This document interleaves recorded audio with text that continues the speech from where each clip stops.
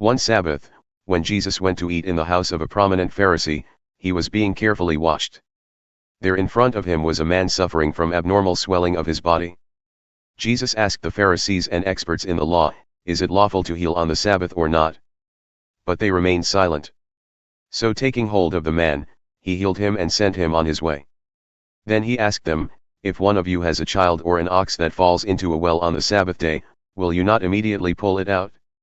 And they had nothing to say. When he noticed how the guests picked the places of honor at the table, he told them this parable: "When someone invites you to a wedding feast, do not take the place of honor, for a person more distinguished than you may have been invited. If so, the host who invited both of you will come and say to you, 'Give this person your seat.' Then, humiliated, you will have to take the least important place. But when you are invited, take the lowest place, so that when your host comes, he will say to you, 'Friend, move up to a better place.'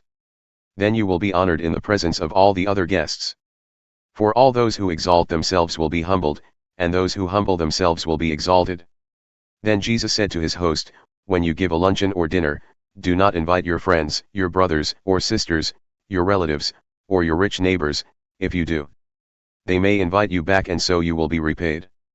But when you give a banquet, invite the poor, the crippled, the lame, the blind, and you will be blessed. Although they cannot repay you, you will be repaid at the resurrection of the righteous."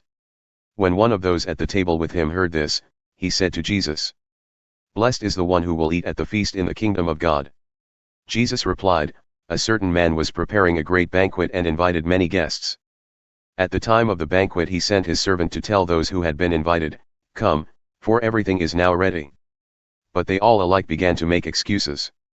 The first said, 'I have just bought a field, and I must go and see it. Please excuse me.' Another said, 'I have just bought 5 yoke of oxen, and I'm on my way to try them out. Please excuse me.' Still another said, 'I just got married, so I can't come.' The servant came back and reported this to his master. Then the owner of the house became angry and ordered his servant, 'Go out quickly into the streets and alleys of the town and bring in the poor, the crippled, the blind and the lame.' 'Sir,' the servant said, 'what you ordered has been done. But there is still room.' Then the master told his servant, 'Go out to the roads and country lanes and compel them to come in, so that my house will be full. I tell you, not one of those who were invited will get a taste of my banquet.'"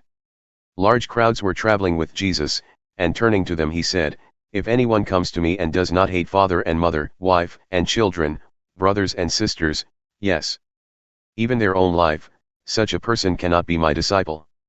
And whoever does not carry their cross and follow me cannot be my disciple. Suppose one of you wants to build a tower.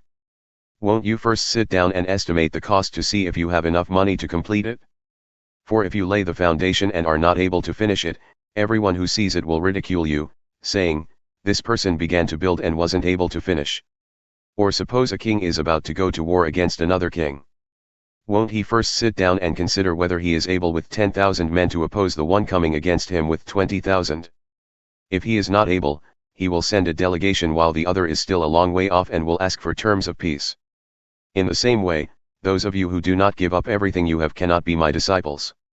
Salt is good, but if it loses its saltiness, how can it be made salty again?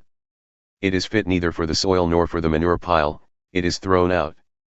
Whoever has ears to hear, let them hear."